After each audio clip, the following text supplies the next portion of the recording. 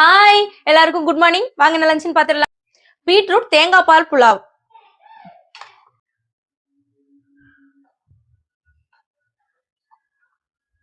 புலாவுக்கு side dish வந்து 65. Morning ஸ்நாக்ஸுக்கு பப்பாய்.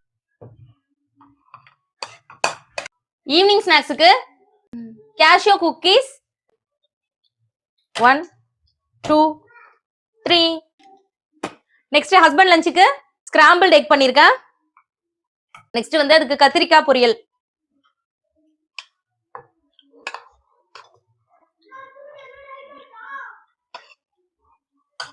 Next cauliflower 65 வச்சிடலாம்.